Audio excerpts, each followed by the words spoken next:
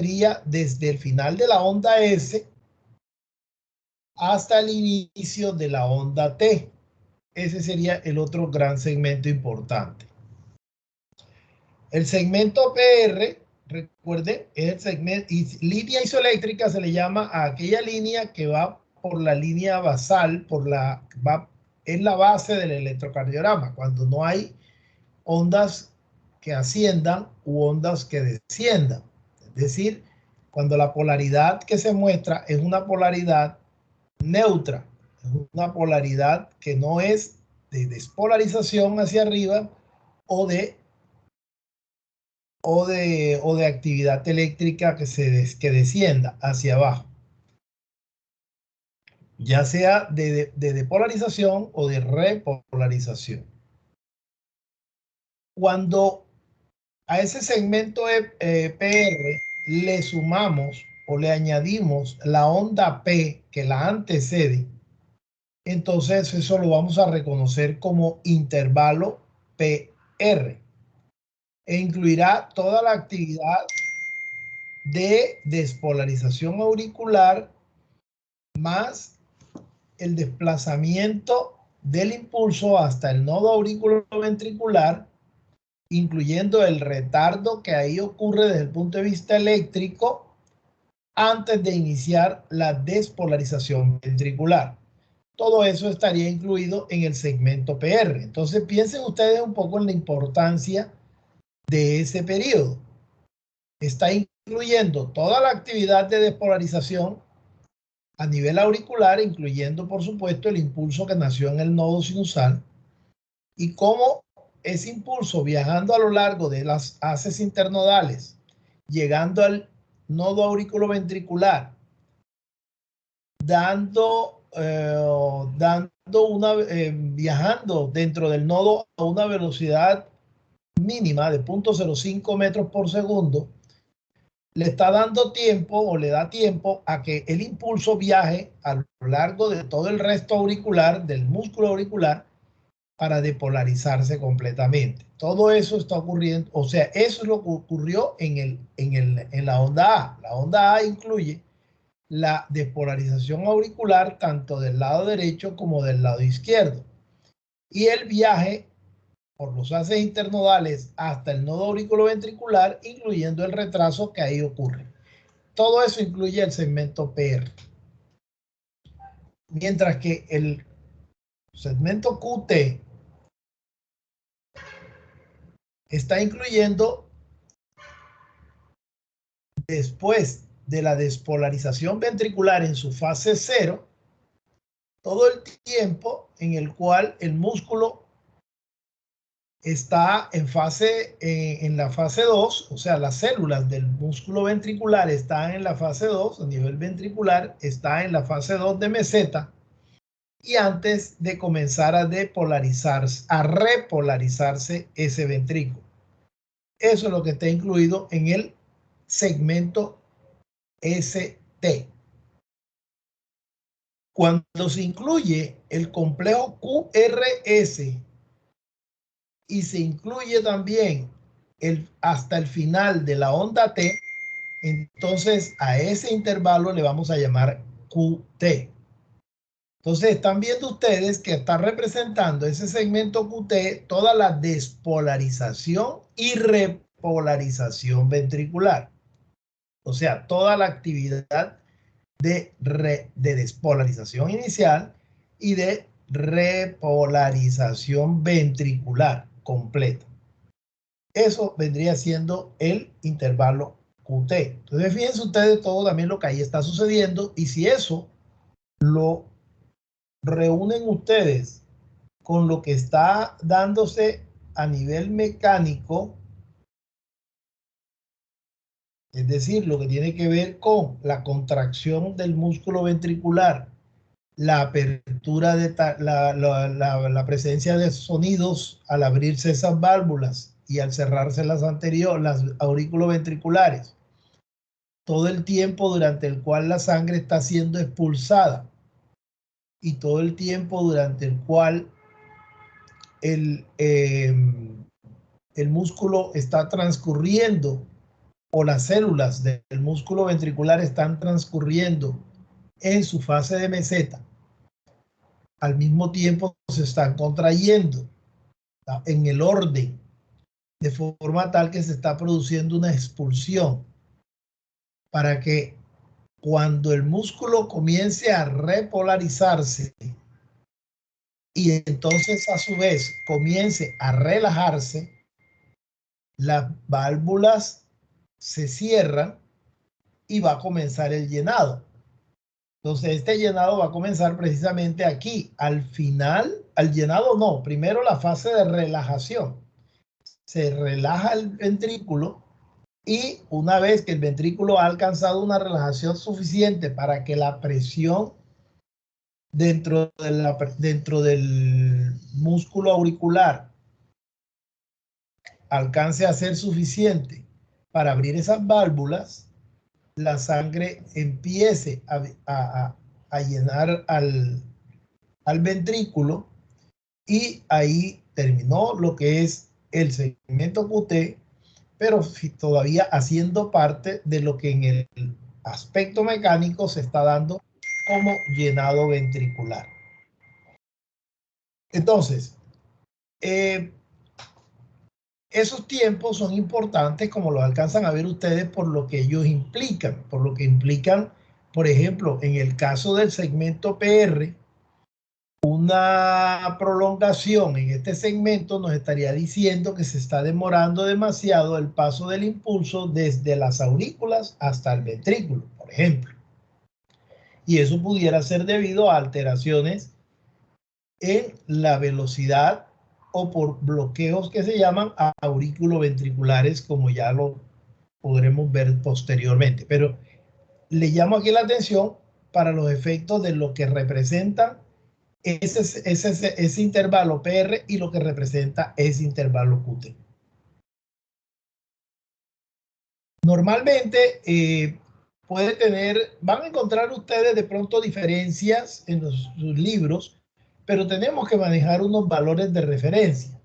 Entonces, para el caso de nuestro curso, el intervalo QT, vamos a dar una duración del orden de 0.44, 0.45 de segundo. En el caso del segmento PR, desde 0.12 hasta 0.20. Otro aspecto que quisiera que también notaran ustedes es el hecho de que esa frecuencia, ese intervalo PR, normalmente entre un ciclo y otro ciclo, y cuando cambia la frecuencia, no se va a modificar mayormente. Lo cual sí puede llegar a ocurrir con el QT. El QT sí puede depender de la frecuencia, porque recuerden que cuando el músculo aumenta o cuando el corazón aumenta su frecuencia de disparo, la porción que va a modificarse en el tiempo, en su duración, es la fase 2 y la fase 3. Es decir, la fase 2 se acorta, la fase 3 se mantiene normal, de tal manera entonces que el intervalo del ciclo se hace menor a expensas de esa fase 2, es decir, de la fase de cuando se alcanza finalmente la repolarización ventricular, pero no se hace a expensas de lo que está ocurriendo auricularmente. Eso significa entonces que cuando se hace mediciones de frecuencia, ustedes van a poder observar que, por ejemplo, para un ritmo cardíaco de 60, la duración puede estar entre 0.33 y 0.43. Y según esta tabla, ustedes, que no se trata de que se la aprendan, pero sí de que entiendan que esos tiempos se pueden modificar para el caso de la duración del QT en la medida en que aumenta la frecuencia cardíaca. Entonces ven ustedes cómo, por ejemplo, para una frecuencia de 100 o de más de 100, la duración ha disminuido a valores alrededor del punto 27 al punto 53. ¿Sí? Y si se hace aún más rápida esa frecuencia en el ritmo del corazón, entonces la duración alcanza a ser hasta de más o menos punto 32. ¿Esto qué implica? Que por eso las grandes frecuencias, y ya ustedes lo habían escuchado de parte de alguno de los expositores o de la profesora, en la medida en que el ritmo cardíaco alcance mayores frecuencias, lo que se está sacrificando es la fase del QT. Eso significa, ¿verdad?, que la duración para el llenado se va a hacer menor. Y si la duración para el llenado se hace menor, entonces eso significa que se puede llegar, a pesar de la frecuencia mayor, a sacrificar el volumen sistólico, aun cuando la frecuencia esté aumentada. Por lo tanto, el gasto cardíaco estaría aumentado también, pero el volumen sistólico va a poder comenzar a disminuir debido a que la duración de ese periodo de llenado se hace menor. Y eso significa entonces que va a entrar menos, que hay menos retorno y por lo tanto menor expulsión. Entonces, fíjense ustedes lo que representa esas altas frecuencias. Por eso las altas frecuencias nunca son mayormente convenientes. Y en el caso de deportistas, por ejemplo, entonces se alcanzan unas frecuencias que podrían llegar a ser mayores si no fuera por el entrenamiento al que ellos llegan durante el periodo de preparación. En la preparación, en ese entrenamiento, se alcanzan unos niveles, unos niveles que se alcanzan, que se llaman de alto rendimiento o de competitividad. Entonces, eso permite de que el ritmo cardíaco no se eleve demasiado, que la fuerza cardíaca de expulsión sea mayor y que por lo tanto los gastos cardíacos se mantengan elevados de forma tal que pueda hacer la eficiencia correspondiente a nivel de todo el riego sanguíneo que se requiere para esa actividad muscular elevada y de alta competición. Aquí alcanzan entonces a ver ustedes algunos de los valores que ya hemos mencionado. En el caso de la onda P dijimos que hasta puntos, que alrededor de, que la onda P, bueno, dura alrededor de 2 cuadritos y medio hasta 120 máximo. El intervalo PR entonces alcanzaría a ser entre punto 12 y 200 milisegundos, entre punto 12 y punto 20, o sea, entre 120 y 200 milisegundos. El complejo QRS no debe ser de más de 120 milisegundos, es decir, 3 cuadritos. Pero esto en condiciones, digamos, de una frecuencia relativamente baja. En la medida en que la frecuencia sea mayor o en la medida en que se sospeche, digamos, que hay un ligero crecimiento de la cavidad, de las cavidades o de las paredes, de las cavidades ventriculares, ya este valor de 120, digamos que no debería ser inclusive mayor de 110, es decir, 2 cuadritos y medio del complejo QRS, como alcanzan a verlo aquí en el ejemplo. Y el intervalo QT debe ser entre 330 y 400 milisegundos. Hay un concepto que se denomina el intervalo, el QTC, que es el intervalo QT corregido. El intervalo QT corregido que ya lo analizaremos en un momento. A ver, acá.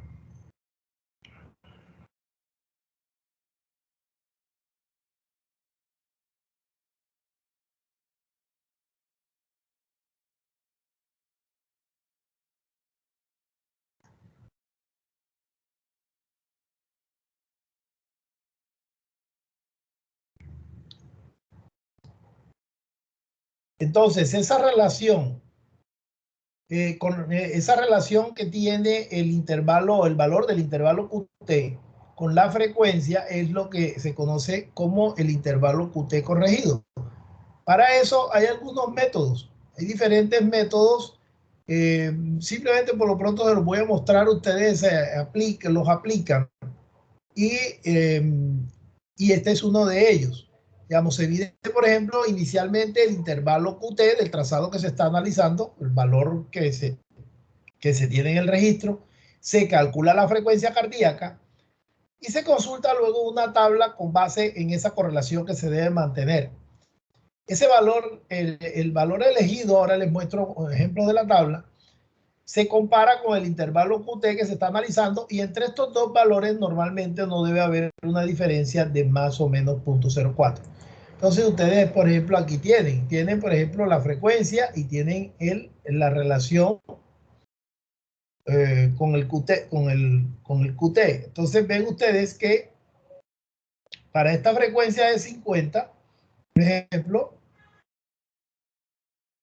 el valor debería ser de 0.43, por ejemplo, en la medida en que se va disminuyendo, en la medida, perdón, en que se va disminuyendo el periodo, es decir, en la medida en que va aumentando la frecuencia, esa relación, como ven ustedes, va disminuyendo hasta 0.35. Entonces, esa diferencia entre lo que ustedes encuentran ya en el registro y lo que se encuentra en la tabla es lo que podría estar diciendo que está aumentado o que está disminuido. Hay algunas otras fórmulas, por ejemplo, estas tres fórmulas son como las más utilizadas. El QTC,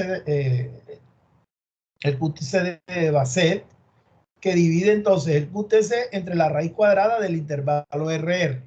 Está el de Fredericia, que es QTC entre la raíz cúbica del intervalo RR. Y está el de Framiga, que es el QTC más puntos 154 multiplicado con 1 menos el intervalo RR. Como ven, son fórmulas que se aplican generalmente en los equipos actuales. Las fórmulas están incluidas. Entonces ahí usted puede escoger la fórmula que tenga el software correspondiente y le queda, digamos que sencillo de poder obtener ese valor o calcularlo según alguna de las fórmulas que les estamos mostrando. Por ejemplo, si usted aplica en el caso de la fórmula de Bassett, el QTC que mide, por ejemplo, el registro eléctrico, al hacer un ejemplo, es de 11 milímetros. ¿Sí? Eso significa que tiene una duración de 0.44 de segundo. Al medir la distancia entre R y R, que sea de 22 milímetros, entonces eso significaría que el intervalo corresponde a 0.88, ¿verdad? Al sacarle la raíz cuadrada, 0.98, 0.9838. Entonces, al hacer la relación entre 0.44 y el 0.938, que es lo que le da la raíz cuadrada a esta, entonces el valor estará en 0.46. Ese sería el valor del QTC corregido según la fórmula de Bassett. Como ven, son fórmulas sencillas de aplicar. Es cuestión pues de tenerla a la mano y poderla utilizar rápidamente. ¿Alguna pregunta? ¿Alguna duda? Aquí podrían tener otro ejemplo. Digamos, 50, por ejemplo, esta distancia, usted mide. Recuerden que cada cuadrito de estos, según que la velocidad del papel haya sido de 0.25 milímetros por 0.25 centímetros por segundo, o sea, 25 milímetros por segundo. Cada cuadrito equivale a 0.04. Entonces, 0.20 equivale a cada cuadro grande. Entonces, tiene 0.20 más 0.20 más 0.20 más 0.20. Digamos que les da 21 milímetros, ¿verdad? 5 más 5 más 5 más 5 más un milímetro aquí adicional. Alcanzan ustedes a leer 21 milímetros. Eso significa 0.84 en tiempo de segundo. Entonces, y luego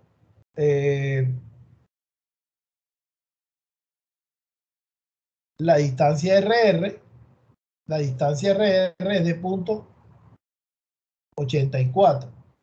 mientras que el QTC, el QT, medido desde el inicio de la Q, desde el inicio de la Q o desde el inicio de la R si no hay onda Q.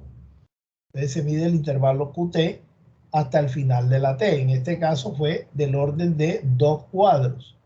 2 cuadros significa punto 40, punto 21, punto 20 el otro, punto 40.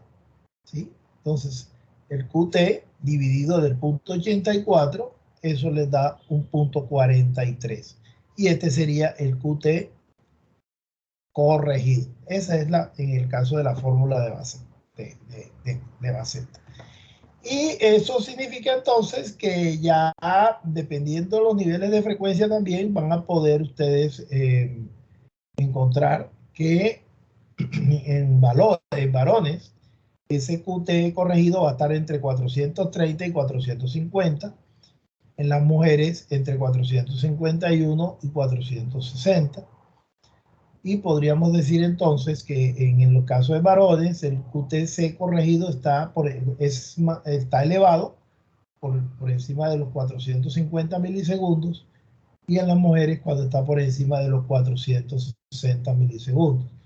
Ese intervalo QT medido o QTC corregido, de todas maneras se consideran, digamos, cuando se elevan situaciones de riesgo para algunas alteraciones, especialmente para fibrilación ventricular. Se asocia mucho con fibrilación ventricular o es un riesgo alto de fibrilación ventricular en algunos pacientes. Por eso es un valor que se debe considerar casi siempre. Bueno, con relación digamos, a esas variantes que se pueden dar, no solo van a corresponder para, para la onda P, sino también para el complejo QRS, incluyendo el segmento ST. Ya habíamos visto en algún momento anterior que esa onda P, si alguien me la recuerda, ¿cuáles pueden ser las alteraciones comunes que puede lograr observar en la onda P? ¿Alguien que me comente, por favor? ¿Alguien que me recuerde eso? ¿O prefieren que llame por la lista? Jóvenes, por favor.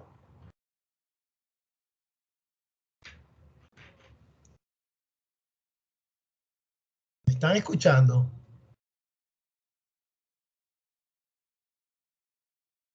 Sí, profesor, escucha. Por favor, no se demoren tanto en contestar, tengan comprensión. A ver, le estoy preguntando a un voluntario cuáles serían las alteraciones que usted espera a nivel de la onda P. ¿Quién quiere contestar?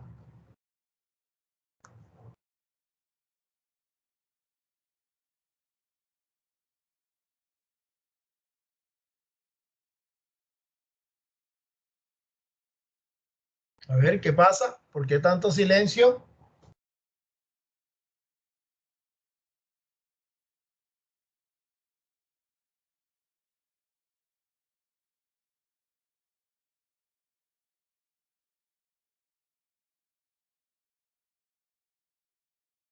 Señores, ¿Cómo así, profe? ¿qué ¿A qué?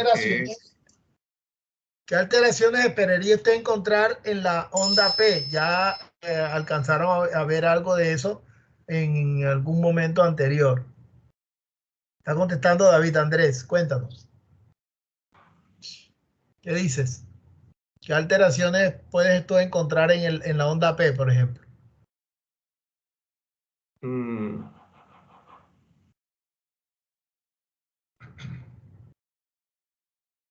que esta, pues, si no estoy mal, se puede poner en forma de M o se puede elevar. Es correcto, listo. Entonces, ¿eso qué significaría, por ejemplo? Pues, cuando se eleva, por lógica, uno sé que, o sea, que fue mayor o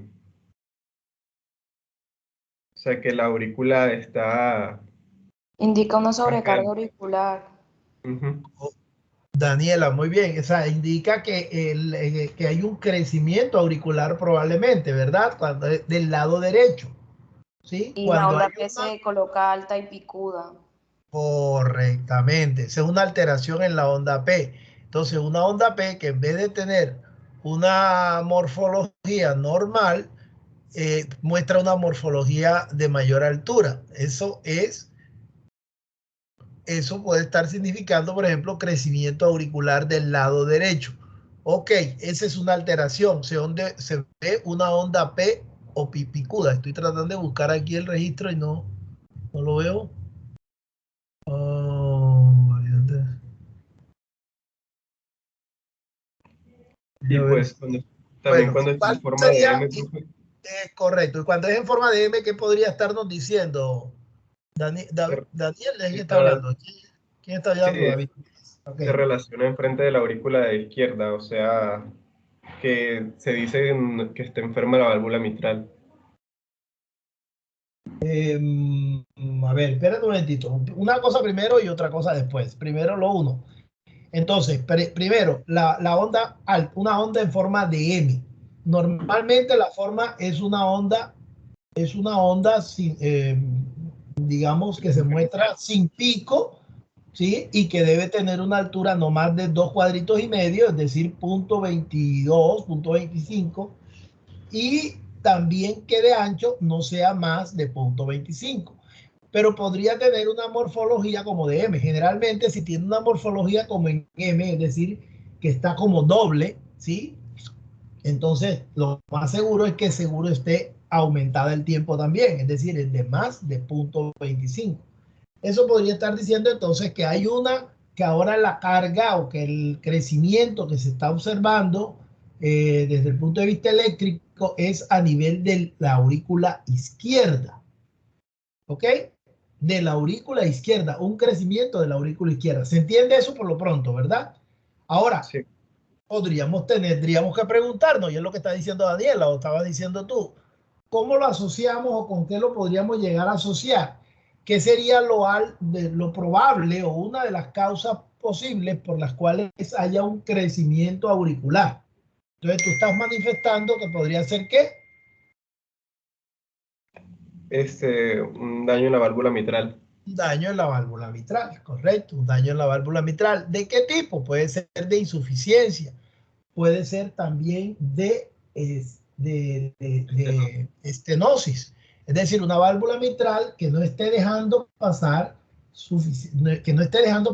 sangre, que esté oponiendo resistencia al paso de la sangre desde la aurícula hacia el ventrículo.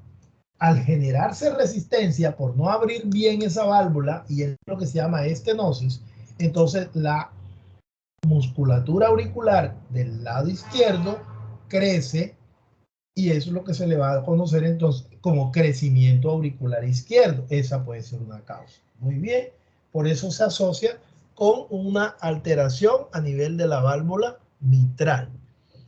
Ok.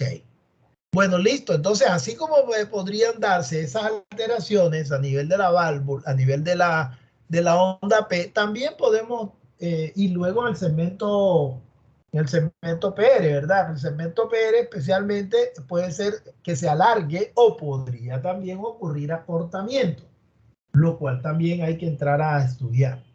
Entonces, cuando se alarga, generalmente se asocia con la velocidad a nivel del nodo auriculoventricular está aumentado y eso pudiera ser porque lo que se conoce como bloqueos auriculoventriculares, bloqueo de primer grado, bloqueo de segundo grado, bloqueos de tercer grado, que ya si el curso nos da para llegar hasta allá, pues lo analizamos posteriormente. Pero entonces se va a asociar con eso y eso ¿dónde se va a ver? Se va a ver en el segmento PR, ¿sí?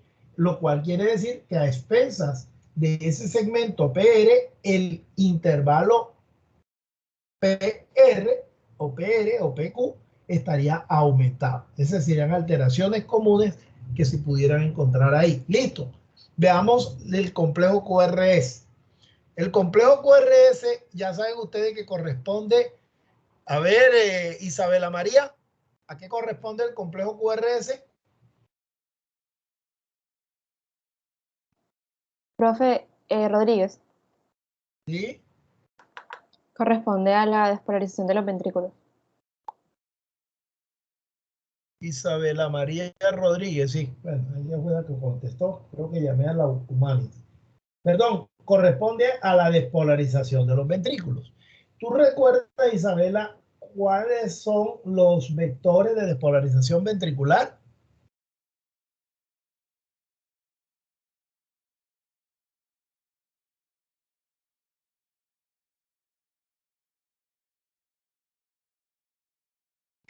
A ver, ¿qué me dices, Isabela?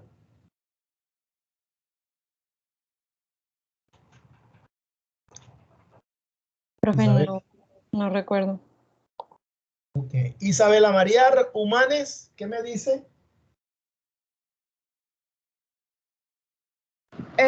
Bueno, profe, el primer vector de despolarización es el septal que se dirige de izquierda a derecha y se da de atrás hacia adelante. El segundo, si no estoy mal, es el que despolariza la masa ventricular izquierda, que sería, bueno, el vector de mayor voltaje, y se dirige de derecha a izquierda y también de arriba a abajo. Y el tercero es el vector que va a despolarizar la parte basal y el ventrículo derecho. Muy bien, muy bien. Ahí lo tenemos en el resumen. Ahí lo están viendo ustedes. Aquí están viendo ustedes, por ejemplo, el vector número 1, que sería el vector P, que se llama el vector de despolarización auricular. Está el que estamos hablando, estaba preguntando por los vectores de actividad ventricular. Entonces aquí tienen, este sería el septal, el rojo. ¿Sí? Miren la dirección de izquierda a derecha, muy bien, hacia abajo. Observen ustedes, en este caso, el vector 5, que sería el 4, perdón, el 4, como está mostrado aquí, que sería el vector de despolarización de las paredes ventriculares, incluyendo, por supuesto, el ápex. Y el último, y eso serían como, y el vector basal, que se llama, vector basal, que sería el número 4. ¿Sí? Ok, y esos tres son los tres vectores. Esos tres vectores son los responsables entonces de que ustedes estén observando lo que aquí veíamos. Veíamos un complejo QRS. ¿Sí? Entonces, dependiendo de la derivación, ese complejo QRS se va a ver con esa Q, que generalmente aquí interpretaríamos entonces que corresponde a ese primer sector, la onda R que corresponde mayormente al segundo vector, y la onda S que corresponde al tercer vector. Esto si estuviéramos viendo, por ejemplo, la derivación 1, veríamos un ejemplo así, y ese sería un complejo QRS normal. ¿Ok? Pueden observar ustedes las diferentes variaciones que se pueden llegar a observar, ya no de carácter normal, ¿sí? Sino con alteraciones, algunas, todas ellas anormales, pero es para que se vayan familiarizando con esas diferentes morfologías. Aprovecho aquí de una para que vayan también familiarizándose con la forma de cómo se expresan. Entonces, observe, por ejemplo, como en la primera, donde tengo aquí el cursor, la Q se muestra o se representa como Q minúscula, la R con una R mayúscula y la S con una S minúscula. Entonces, ven ustedes, creo que es fácil de comprender que aquella onda que es mayor es a la que le vamos a poner la mayúscula, y dependiendo las otras, entonces se le puede poner la minúscula o igualmente mayúscula si es del mismo tamaño de la mayor, de la otra que también se presenta como grande. Por ejemplo, ustedes en en el segundo cuadro alcanzan a hacer una lectura que se llama de Q minúscula R, en la cual la Q se muestra pequeña, relativamente pequeña, con respecto a la R, a la onda R. Entonces habría que expresarlo así. Cuando ustedes están observando el número 3, observen ustedes que aquí la Q, que es la primera onda negativa que se alcanza a observar, ¿sí? Y que luego se continúa con una onda positiva, la cual sería la R, esa R no sube mucho.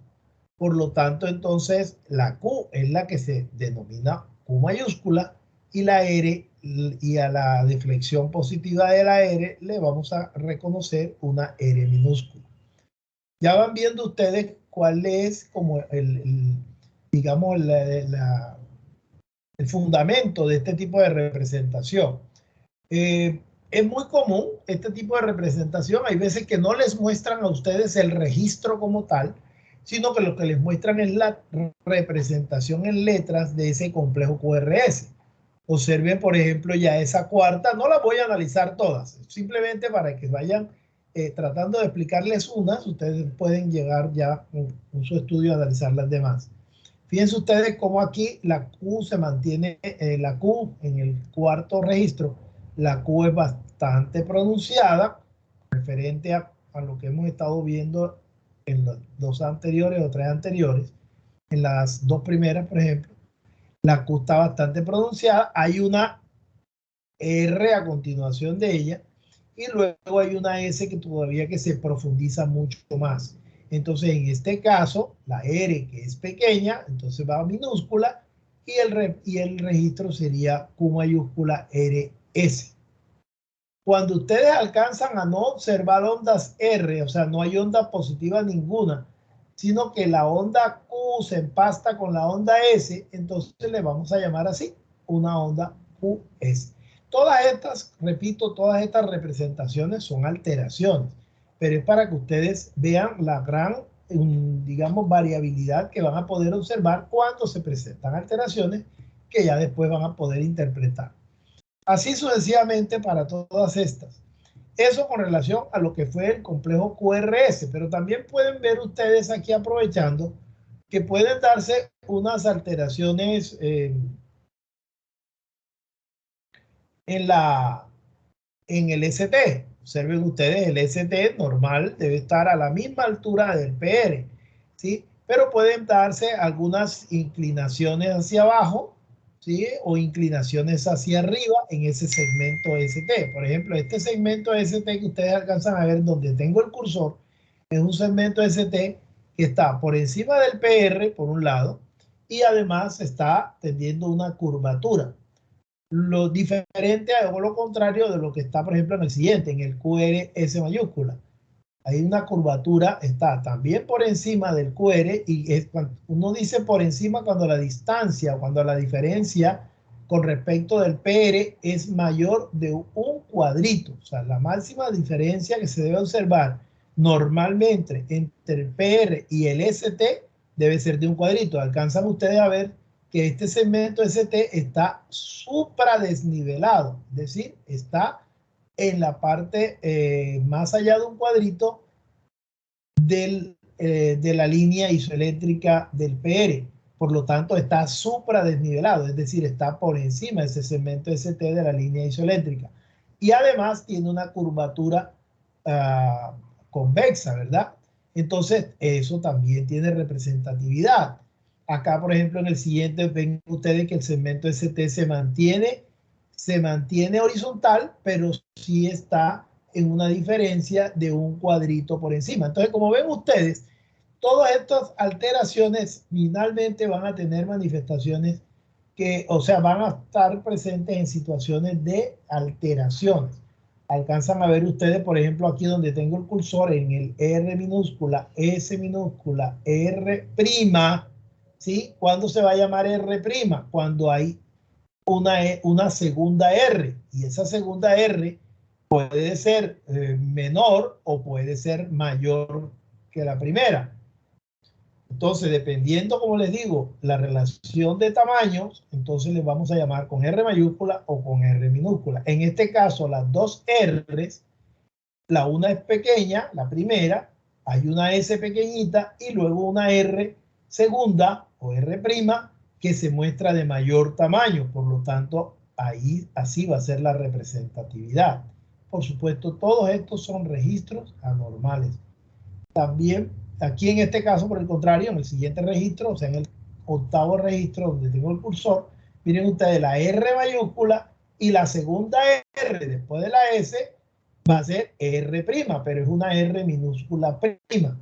Entonces, miren ustedes la morfología del registro. Son alteraciones de la morfología normal. Recuerden, se consideran ondas R la que está por encima, las que son ondas positivas, las que son ondas positivas. ¿Cuándo se va a considerar que hay una R'? Cuando después de cuando la R inicial logra pasar la línea isoeléctrica, ¿sí? Y se vuelve a elevar. Entonces ahí podríamos hablar de una R'. O sea, tiene que llegar hasta la línea isoeléctrica para poderse considerar R'. Si no, podría ser una R empastada, ¿sí? Como la ven ustedes, por ejemplo, esta R mellada que alcanzan a ver en la final, R mellada. Fíjense que está la R y está una segunda R que puede ser más pequeña o que puede ser del mismo tamaño. Eso es una R mellada. Es diferente. ¿Ok? En este caso es una R primero, R mayúscula, que es la R más grande, que es la onda más alta. Y luego, después de pasar la línea isoeléctrica, es decir, se forma la S, así sea una S bien pequeñita, pero si está presente, está presente. Y luego aparece otra onda positiva. Si después de la S aparece otra onda positiva, a esa también, todas las ondas positivas se les va a llamar R. Y en este caso, R minúscula porque está más pequeña que la R inicial que se mostró. Así sucesivamente, entonces van a encontrar ustedes alteraciones, no solo en el complejo QRS, sino en el segmento ST. Y esto van a tener pues las interpretaciones importantes. La del segmento ST, por ejemplo, se asocia mucho con lo que es la sobrecarga ventricular, con lo que es la isquemia ventricular y con lo que va a ser finalmente después el infarto ventricular, ¿sí? Entonces es importante este segmento ST. El segmento ST entonces va a estar o normal o supradesnivelado o infradesnivelado, ¿sí? Y esa infradesnivelación o esa supradesnivelación puede estar mostrada de carácter cóncavo o de carácter convexo. Todo eso ustedes les va a dar información de posible alteración ventricular. ¿Alguna pregunta, jóvenes, hasta ahí? ¿Queda claro eso? Sí, profe. Ok, listo, pues. Aquí otra vez, aquí lo tenemos otros ejemplos. Por ejemplo, aquí está cóncavo el segmento ST, ¿sí? Puede ser, esto por supuesto siempre debe ir en correlación con la clínica del paciente. Recuerden ustedes, por ejemplo, aquí está convexo, como lo ven ustedes, con infradesnivelación, pero a su vez, o sea, inclinada en este caso. Puede ser por este tipo de, por hipertrofias, está mostrando algo de isquemia y hay una lesión. En el caso, por ejemplo, de este tercero, en el cual está infradesnivelado, pero está horizontal, miren ustedes, estaría mostrando isquemia. En este otro caso está elevado, por el contrario, pero está cóncavo el registro, ¿sí? Miren que muestra la concavidad hacia arriba, o sea, se va elevando progresivamente hasta empatar con la T. Podría ser en situaciones como de pericarditis o en situaciones de infarto y lesión subendocárdica, como en el caso, de ejemplo, de esta ST que está supremamente supradesnivelada, ¿sí? Bueno, son los diferentes ejemplos que, por eso la importancia de la variación en la morfología. Eso te puede estar dando información. El curso de pronto no nos da para hacer un análisis de cada una de todas esas lesiones con tanto detalle, pero les muestro estas así que son como grandes para efectos de que le consideren la importancia que tiene y la información que pudiera estarles dando, siempre asociada, repito, con la clínica que presenta el paciente. Y con relación a la T, también van a poder encontrar ustedes alteraciones. ¿Sí? La onda T normalmente, recuerden ustedes, según este otro registro que ya veíamos acá atrás, por acá atrás, en este resumen, fíjense que veíamos aquí el vector 5. Este vector 5 es el de repolarización ventricular. ¿Qué estamos observando? ¿Qué le llama la atención? A ver, quisiera también a alguien preguntarle. A ver, ¿qué dice? ¿Qué dices? ¿Quién será? A ver, ¿alguien voluntario? Si no llamo. A ver. José Daniel Lozano. José Daniel.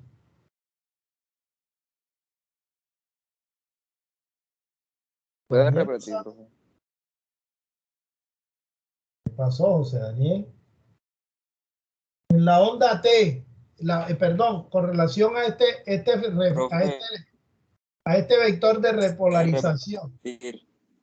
¿qué te llama la atención de ese vector? ¿Qué características está mostrando?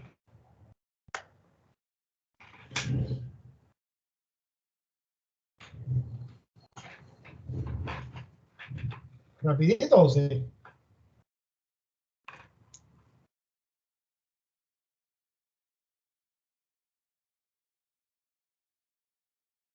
¿Qué pasa, José? Bueno, no solo estaba descuidado, sino que tampoco pareciera haber estado sobre esto. A ver. A ver, ¿alguien que le quiera colaborar? ¿O llamo a alguien también? ¿Alguien? ¿Algún voluntario que se haya ya Profe, recordado? no es que, la verdad, David, ahí no es la pausa que toma el nodo auriculoventricular para, o sea, para la despolarización de los ventrículos. David. No, David. Estamos hablando de este vector 5 que está aquí, de Ah, repolarización ventricular. Estoy preguntando qué características está mostrando y qué le llama la atención. Repolarización ventricular.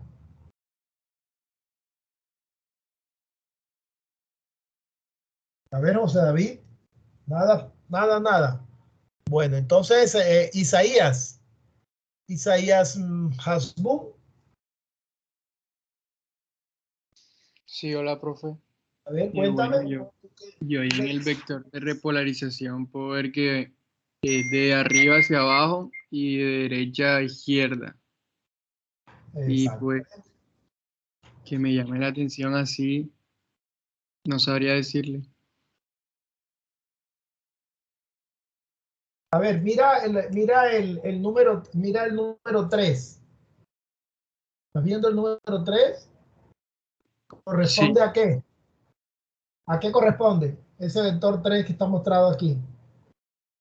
de Los números, despolarización no se ventricular. preocupen por los números pues pueden ser dependiendo desde dónde se comience a contar, ¿verdad? En todo caso es el segundo vector o corresponde con el segundo vector de despolarización ventricular. Pero aquí en este caso lo numeran 3 porque comenzaron el 1 con el auricular. ¿Okay? Así que los números no les preocupe, por eso lo pueden asociarlo más bien con el nombre, a qué corresponde. Entonces, ¿a qué decías? Ahí te lo está Sí, diciendo. sí, es el segundo vector de despolarización ventricular. Por eso, este vendría siendo el segundo vector, corresponde a la despolarización del ápice y de las paredes ventriculares. Listo. ¿Qué te llama la atención con respecto del de repolarización ventricular? ¿Qué pregunta te surgiría?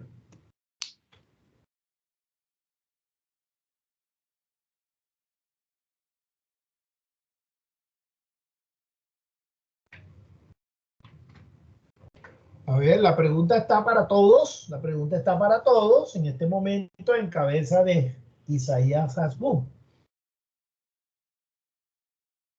¿Alguien que le quiera ayudar?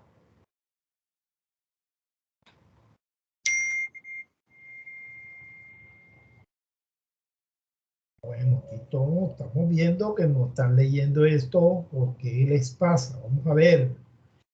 No lo atribuyan al examen. Eso no es excusa.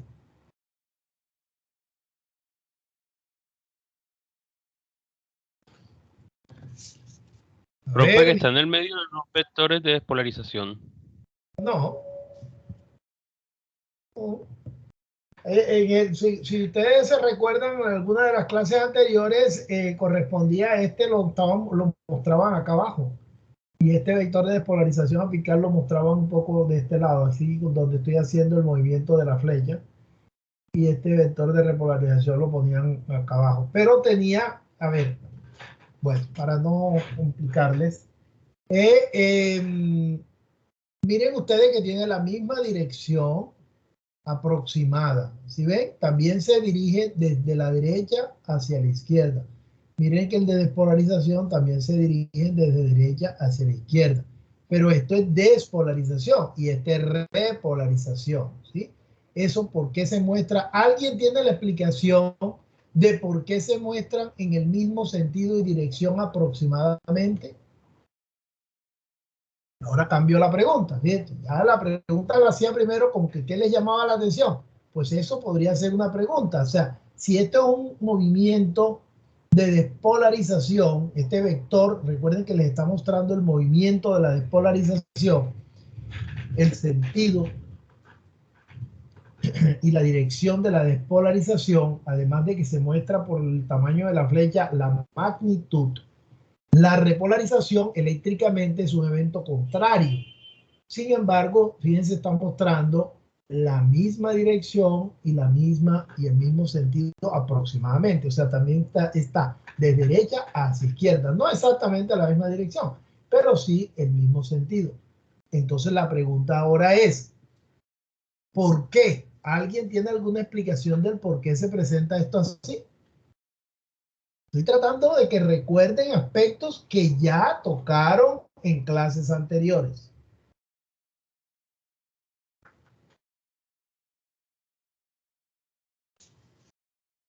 Recuerden que todo esto es integrado. No podemos ir dejando pasar y dejando que se nos vaya olvidando lo anterior. Sobre todo aquí en electrocardiografía, que es todo un conjunto. ¿Sí? Para todos los sistemas es válido, pero si tú no sabes qué es la onda P, entonces después cómo vas a poder saber buscar una alteración a nivel cardíaco. Entonces, ¿por qué? Porque ya se te olvidó dónde quedaba la onda P o cuál era la onda P. Entonces, por eso aquí tenemos que ir aprendiendo de una e ir analizándolo en correlación con lo demás. Entonces, a ver, jóvenes, les estoy dando tiempo. ¿Cuál sería la explicación? ¿Qué explicación le encuentran? A ver, los que hicieron la exposición pueden contestarles.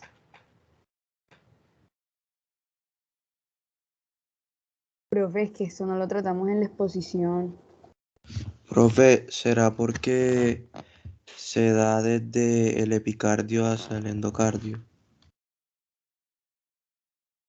¿Qué quiere decir exactamente? A ver, sí, sí, sí. Yo te diría que sí, pero en relación con lo que estás diciendo. Pero sí que, o sea, explícate. ¿Qué es lo que está pasando ahí, en esas capas? ¿Cómo así? ¿Qué es lo que quiere decir?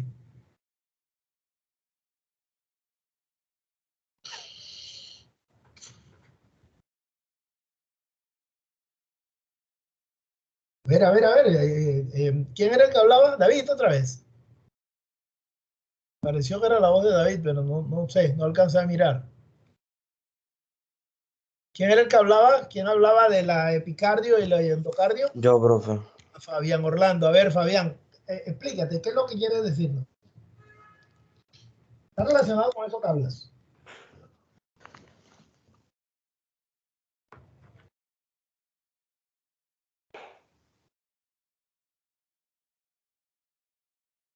A ver, Fabián y Fabián Rada, cuéntame. Profe, pues que Yo diría que como esta repolarización se va dando, además de que se da pues por todos los ventrículos, se va dando también por capas, ¿no?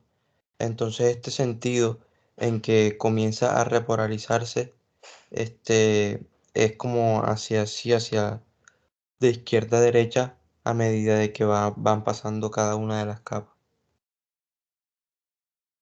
No sé si quedó claro. A ver, ¿le entendieron? ¿Entendieron eso? A ver, vamos a echar para atrás un momentito. Ay, jóvenes, qué vaina con ustedes. Bueno, les voy a llevar. O sea, eso es un tema que ya sí lo trataron, solo que no lo trataron con estas diapositivas. Estas son otras diapositivas, pero miren ustedes, por ejemplo, aquí. A ver, están leyendo aquí lo que dice despolarización ventricular tardía, ¿verdad? ¿Esto a qué vector corresponde, Fabián? Tú mismo, Fabián. Isaías también le puede ayudar. A ver, Fabián, ¿qué vector corresponde a este que está mostrado aquí, que estoy mostrando aquí? Cuando se dice despolarización ventricular izquierda tardía, ¿qué vector será este? Profe, ese es el vector 3. Habla Ese es Isaías. el tercer vector. El tercer vector de despolarización ventricular, ¿verdad? ¿Que corresponde a qué? A la despolarización, La ¿cuál? despolarización de la parte basal y el ventrículo derecho. Exactamente, más claro no se puede ver, ¿sí? Listo. Entonces, ya en la siguiente que vemos, todo es la despolarización hecha, ¿verdad? Toda la despolarización hecha, está todo el complejo QRS formado. Muy bien, miren ustedes lo que está sucediendo con la repolarización ventricular. ¿Sí ven? Están viendo ustedes que el sentido, o sea, la organización del dipolo es igual. ¿Sí ven? Es igual. La organización del dipolo es igual. Miren que el sentido de la despolarización y el dipolo va viajando desde negativo hacia positivo. O sea, la zona que está negativa, o sea, relativamente negativa con respecto a de la zona que está todavía sin despolarizar, que está positiva. Entonces ahí se está mostrando ahí está mostrándose el sentido, ¿verdad? Y cómo están organizadas las cargas para que ese sentido se muestre así como se muestra, con la punta de la flecha dirigida hacia, en este caso, la izquierda. Miren, observe en el caso de la repolarización cómo están organizadas las cargas. De la misma manera, negativa, ¿sí? Hacia lo positivo en la parte. ¿Y esto a qué se debe? Esto se debe a que la repolarización está teniendo entonces el mismo vector, por eso el vector de repolarización se muestra igual que el vector de despolarización. Miren ustedes que el anterior, este es el vector de despolarización mayor, el segundo que le llamamos, este con este muestran el segundo vector. La suma de estos dos es el segundo vector. ¿Sí ven? Muestra, miren cómo está, negativo hacia positivo, viajando el vector. Y miren ustedes en la repolarización también, desde negativo hacia positivo, en la misma distribución. Esa es la razón del por qué entonces esta repolarización tiene el mismo vector aproximado, no la misma magnitud. Fíjense que la magnitud es muy diferente. Por eso el tamaño de la onda T, que corresponde a la repolarización ventricular, es menor y es bastante más baja y más ancha además que el complejo QRS. Está diciendo que es un evento más lento, por un lado, está diciendo que es un evento más lento en comparación con el QRS, que fue la despolarización. Recuerden que la fase 3 en el potencial de acción muestra un flujo de iones más lento, es decir, esa salida de potasio en la fase 3 del potencial de acción es un flujo de iones más lento que el flujo de iones de sodio en el potencial cero, o sea, en la fase de despolarización de la célula.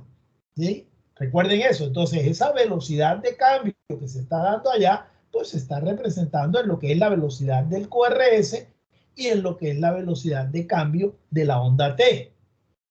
¿Sí ven? Entonces, por eso la onda T aparece más ancha y aparece en el mismo sentido del complejo QRS.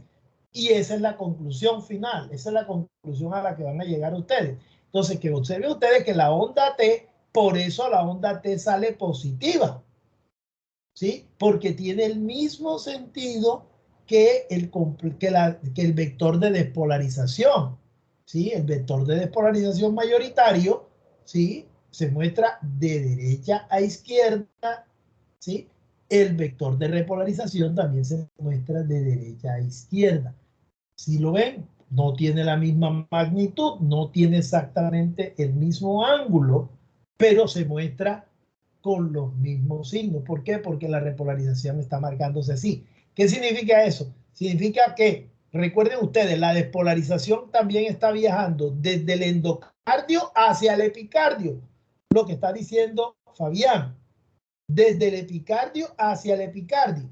Pero ¿qué está pasando en la repolarización? Que la repolarización se está dando. Lo último que se repolarizó es lo primero, lo último que se despolarizó es lo primero que se está despolarizando. Que estoy enredado. Lo último que se despolarizó es lo que se está ahora repolarizando inicialmente. O sea, la repolarización comienza, como quien dice, de atrás para adelante. ¿Sí ven? Y eso es lo que explica el por qué la organización de las cargas es en ese sentido. Y si la organización de las cargas es en el mismo sentido de la despolarización, entonces eso significa que el vector se va a mostrar de manera similar en lo que corresponde al sentido. La magnitud es menor. ¿Por qué? Porque es más lento. Entonces hay menos fibras que están haciendo ese proceso. ¿Quedó claro eso? Fíjense por qué entonces apareció así, ¿verdad? Fíjense que tuvimos que irnos un poco hacia atrás, pero espero que ahora sí les haya quedado claro a todos. Por favor, me confirman. Sí, profe. A ver, pero solamente lo está manifestando una sola personita. ¿Los demás qué? Los demás no entendieron. Los demás están también por el sí. ¿Será que tenemos consenso? Sí, profe. Bueno, otro sí. ¡Upa! A ver. A ver.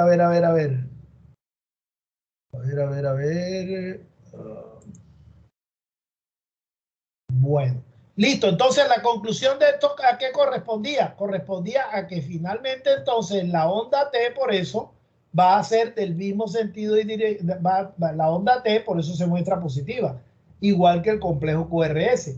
Entonces, eso es lo más normal, ¿sí? Cuando la onda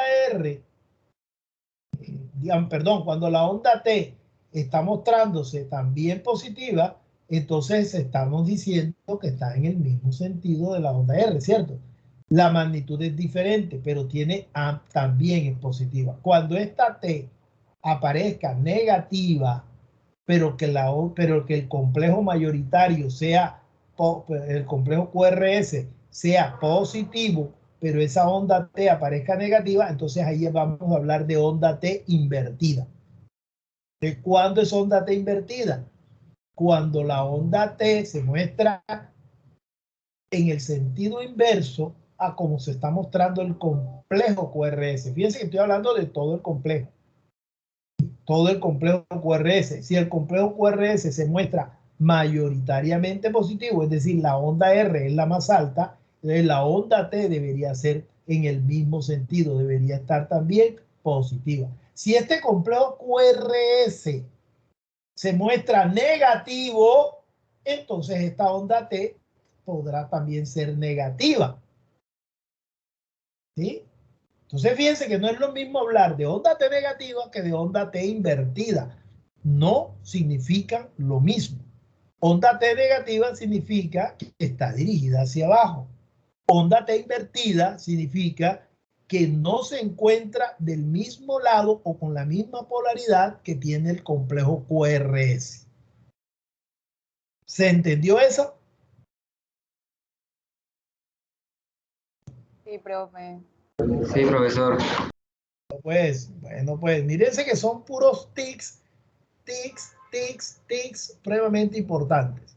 Bueno, entonces, ¿qué estábamos analizando? Estábamos analizando, ya analizamos el Q, analizamos la P, analizamos el complejo QRS, analizamos el segmento PR, analizamos el intervalo PR, analizamos el intervalo QT, ¿sí? Hablamos del QT corregido, ¿sí?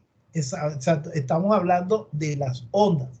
Entonces, una forma de una organización para el análisis es tener algo como esto de referencia. Miren, recordar, vamos a analizar frecuencia, ritmo, eje, hipertrofia, isquemia, disritmias. Este puede ser una forma de análisis que es muy común en el registro electrocardiográfico. Uno determina el ritmo, determina la frecuencia, ¿sí? O la frecuencia y el ritmo. Casi siempre aquí primero es determinar el ritmo, porque la primera pregunta que uno debe hacerse ante un trazado electrocardiográfico, ¿cuál podría ser? ¿Dónde nace ese impulso? Y eso te lo está diciendo ¿qué? Te lo está diciendo el ritmo, ¿sí? Entonces el ritmo debe ser sinusal, es decir, que el ritmo debe estar naciendo en ese corazón a nivel del nodo sinusal. Eso significaría que a eso se le debe el nombre de ritmo sinusal, que el ritmo de ese corazón está siendo comandado desde el nodo sinusal. Entonces, por eso, esa es la primera pregunta que nos hacemos. ¿Dónde está naciendo el impulso eléctrico de ese corazón?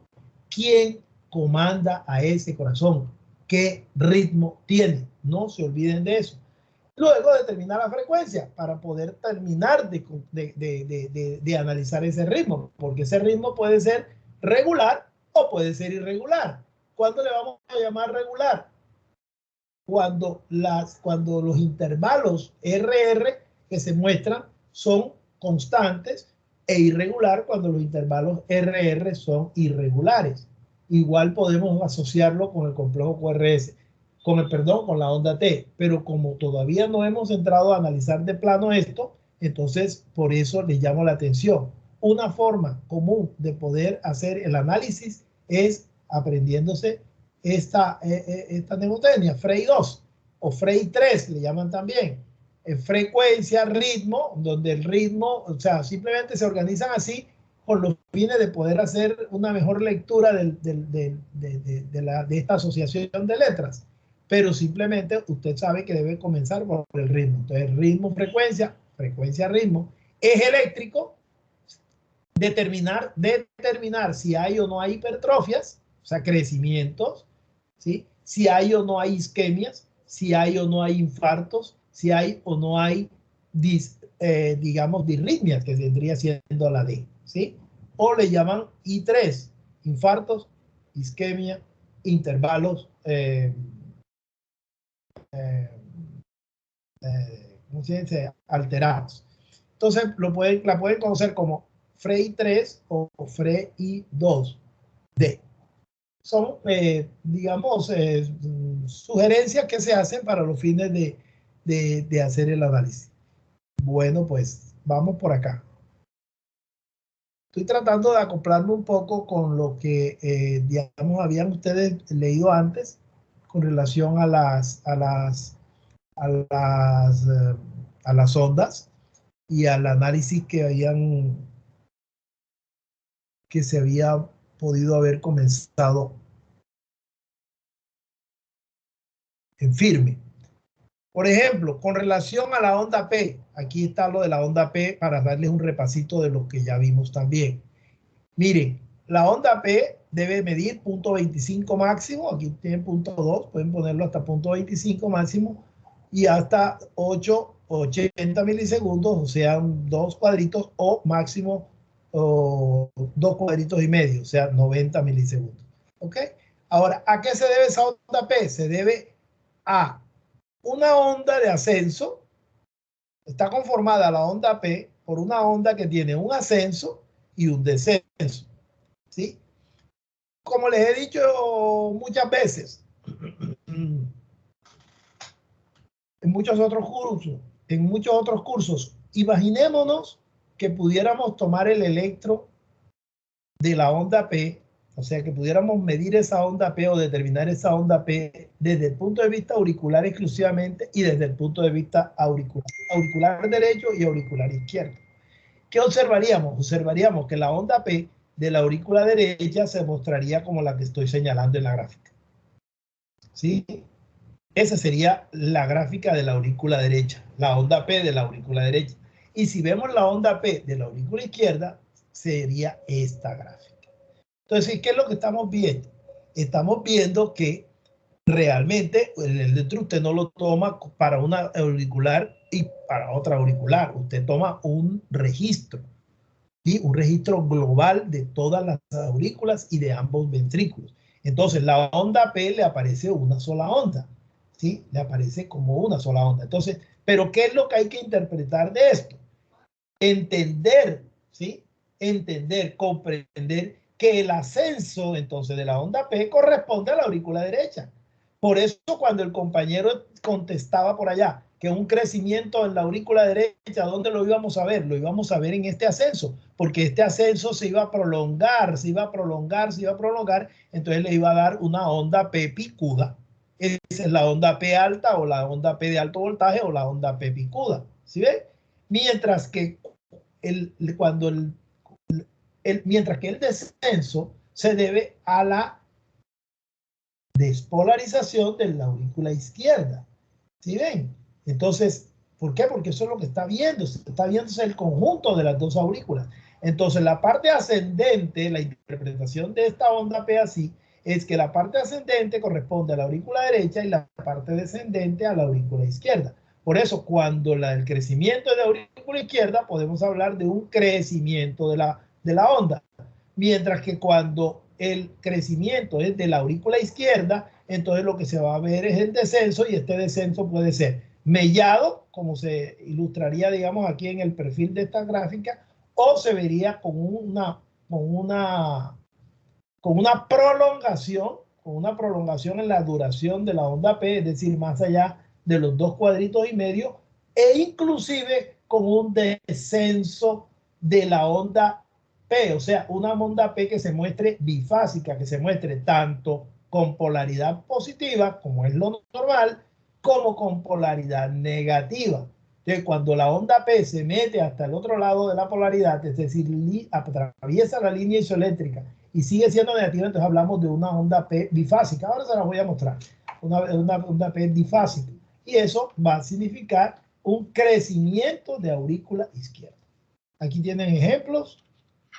Aquí tienen ejemplos, por ejemplo, de esas alteraciones de la onda P. Miren, una onda P normal, una onda P aplanada, una onda P invertida, una onda P invertida. Ya vayan pensando en qué puede estar diciéndonos.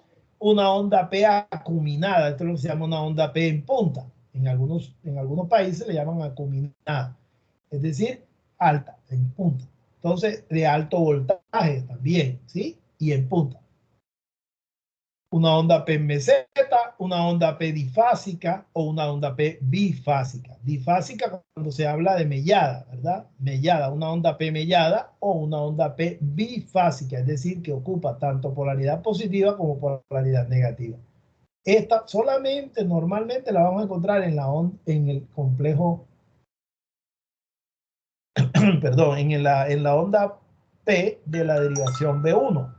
A veces normalmente la pueden encontrar bifásica y puede ser normal. Es el único sitio.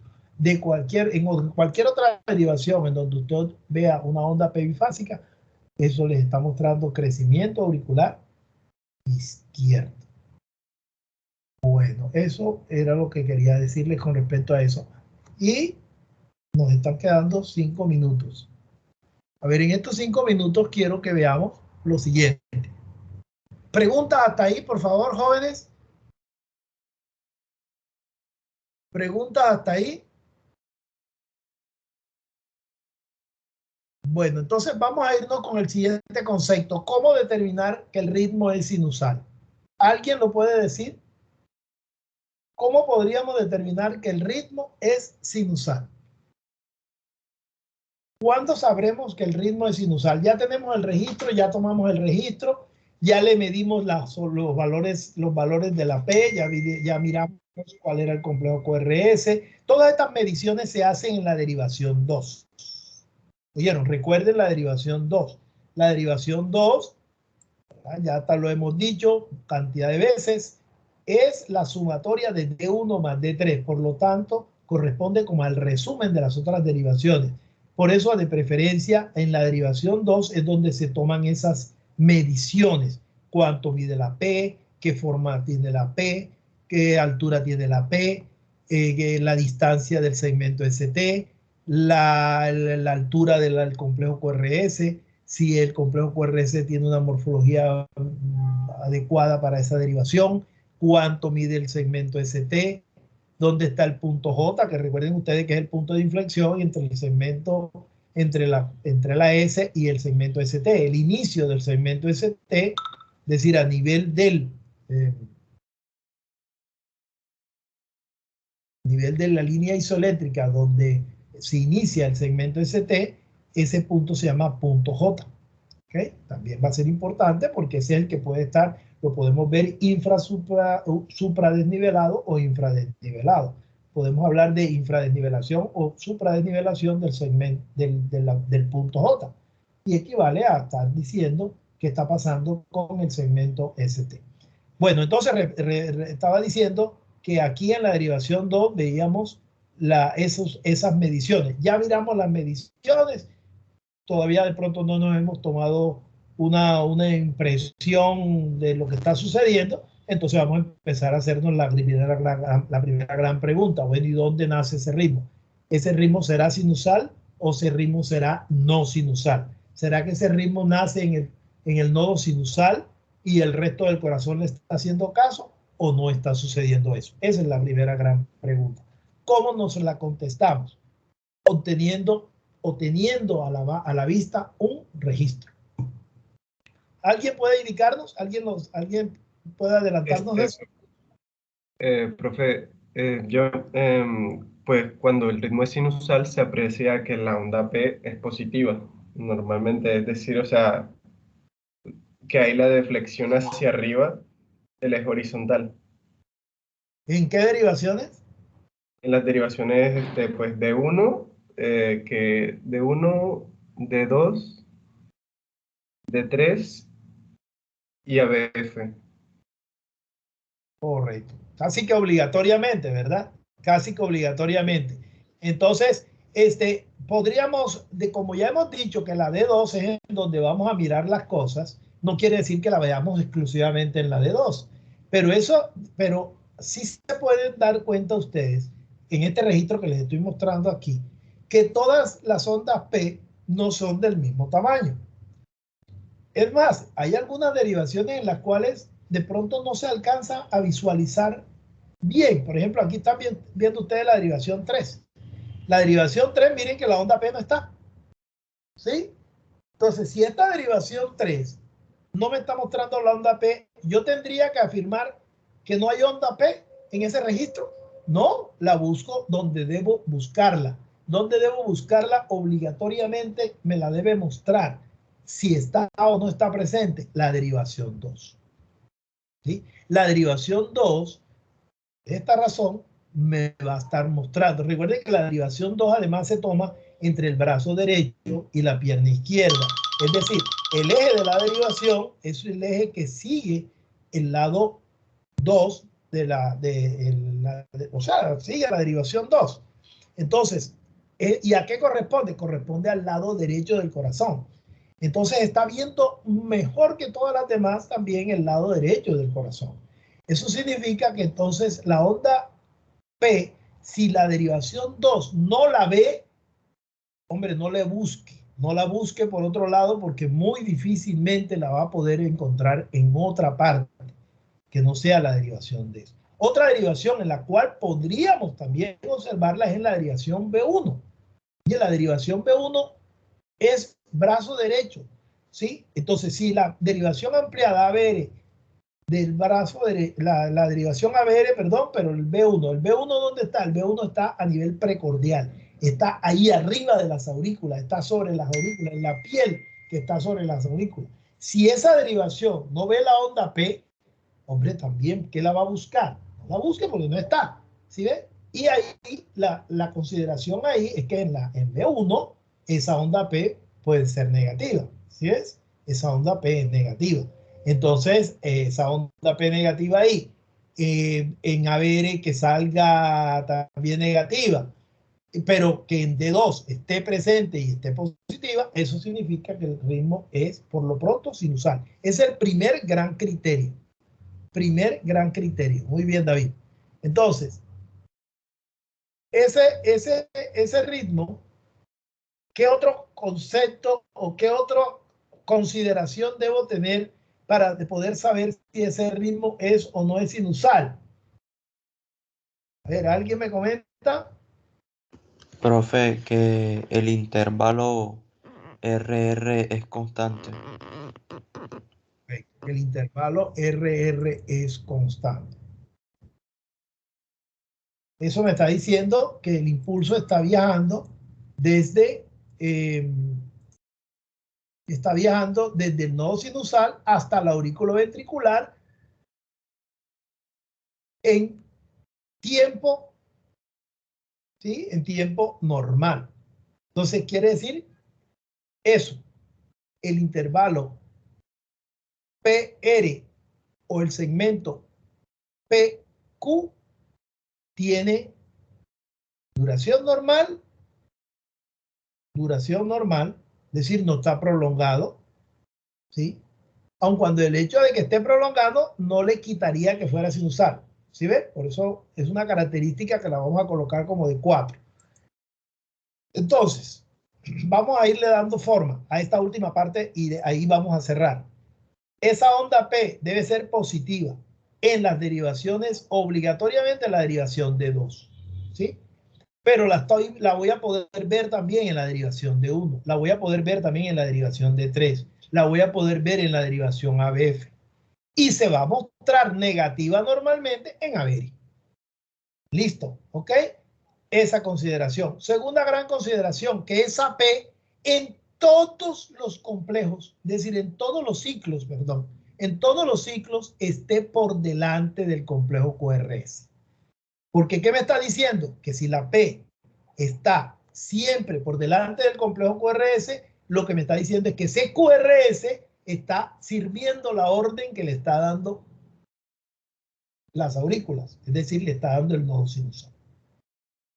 Pero no conforme con esto, tendríamos que verificar también que todos los complejos QRS que están presentes tengan una onda P por delante. Porque usted podría tener complejos QRS presentes, pero en alguno de esos complejos presentes de esa derivación, la onda P no está. Entonces, eso debe llamarle la atención. Está el complejo QRS, pero no está la onda P. Entonces, ojo, ¿qué está pasando? No, en todos los complejos QRS por delante debe estar la onda P. Entonces hay que tener las dos consideraciones.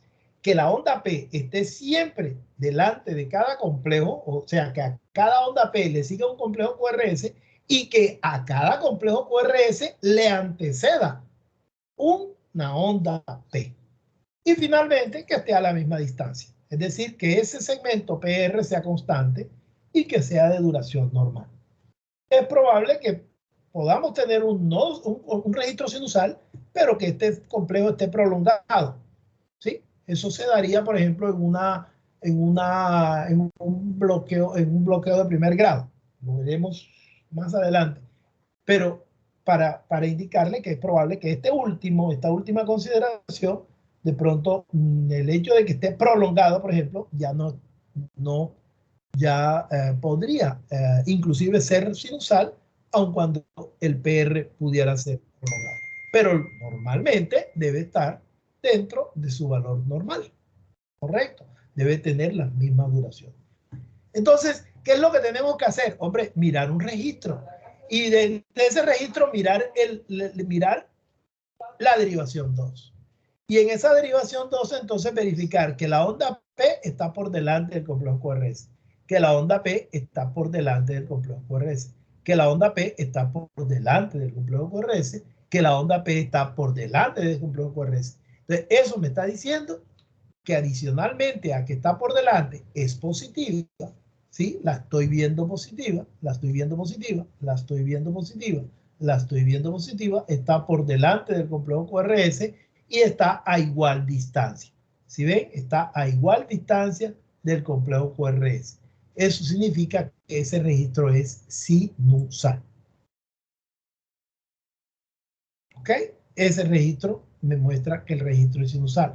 Adicionalmente, para terminar de verificar, yo puedo ver que si el segmento PR es constante, que la onda P está siempre precediendo al complejo QRS, hombre, una manera que debe ser es el hecho de que al analizar la punta de la R con la siguiente R, con la siguiente R, con la siguiente R, esas distancias corresponden o son iguales. Y en ese caso, entonces vamos a hablar no solo que el ritmo es sinusal, sino que podemos decir que el ritmo es regular. Ritmo regular. Podríamos encontrarnos en una situación en que el ritmo es sinusal, pero los intervalos RR no son iguales. En ese caso, entonces hablaríamos de un ritmo sinusal irregular. ¿Quedó claro entonces el concepto de cómo determinar si un ritmo es sinusal?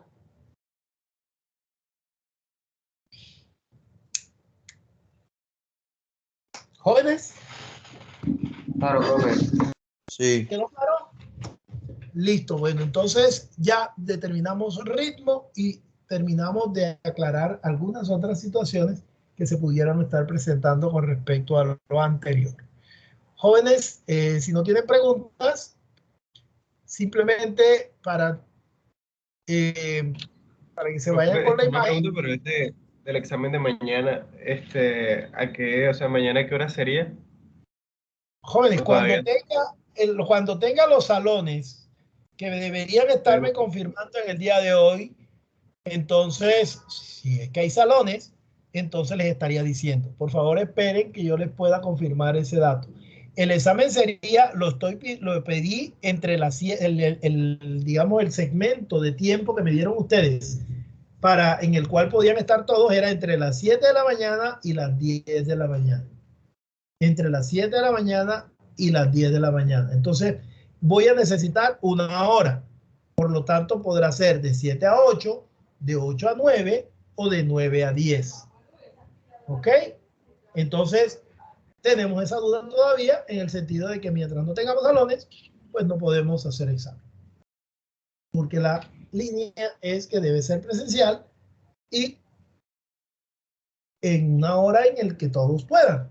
Y esa es la situación. Entonces estoy esperando, el transcurso del día me estarán avisando, diciéndome sí o diciéndome no.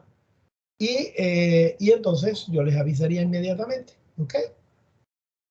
Sería en ese lapso de tiempo, entre las 7 y las 10 de la mañana. ¿Estamos claros? Bueno, les decía que se queden con la imagen de este registro, en el cual tienen todas las derivaciones, el cual es un registro normal, y observen ustedes entonces la onda P antes del complejo QRS, la onda P antes del complejo QRS, analizada la derivación 2, onda P complejo QRS. Ahora, usted la puede buscar también en la derivación 1, D1, onda P QRS, onda P QRS, onda P, o en la derivación que quiera. Onda P QRS, onda P QRS, onda P QRS, si no vamos a BF, P QRS, ahí está. Ese es un ritmo sinusal. Sinusal, por lo pronto sinusal. ¿Es regular, sí o no? Sí. ¿Por qué? Porque si nosotros analizamos cuántos cuadros hay entre una R y otra R, y entre una R y en la siguiente R, y vemos que esa duración es la misma. Entonces, cuando el intervalo RR es igual, entonces podemos decir que es un ritmo regular. En este caso sería regular sinusal, o un ritmo sinusal regular. Cuando ya aprendamos a determinar frecuencia y determinemos que esta frecuencia que está mostrando este ritmo, que está mostrando este corazón, se me enmarca dentro de los valores entre 60 y 100, como ya se dijo que era la frecuencia normal cardíaca, entonces ahí sí podríamos empezar a decir que ese ritmo es sinusal de frecuencia normal o de frecuencia que se embarca dentro de lo normal, por lo tanto el ritmo es normal. ¿Sí? Entonces tenemos que demostrar primero cómo es el ritmo y luego si es regular o si es irregular. Si ya demostramos que es regular y si ya vemos que la frecuencia está de entre 60 y 100, entonces ahora sí podemos hablar de un ritmo normal. Si no se cumplen esos criterios de regularidad, podríamos hablar que es un ritmo que no es normal. O si se enmarca dentro del hecho de que la frecuencia es alta, pero se cumple el hecho de que el ritmo de ese corazón sí está siendo comandado desde el nodo sinusal, entonces podríamos hablar de un ritmo sinusal taquicárdico o un ritmo sinusal bradicárdico, pero es un ritmo sinusal. Ya sea hablando de taquicardia o ya sea hablando de bradicardia, eso es un ritmo anormal, pero sigue siendo sinusal. ¿Sí ven? Entonces, por eso el concepto de normalidad del ritmo hay que determinarlo con los criterios de que es sinusal, de que es regular y de que tiene una frecuencia en el rango de normalidad. Si se cumplen esos tres criterios, entonces podemos hablar de un ritmo normal. Si no se cumple, es un ritmo anormal. Y ya tendríamos que mirar qué tipo de ritmo es. Y eso lo veríamos en la siguiente sesión posiblemente. ¿Okay? Jóvenes, no les quito más. Hasta luego. Éxitos. Buen día.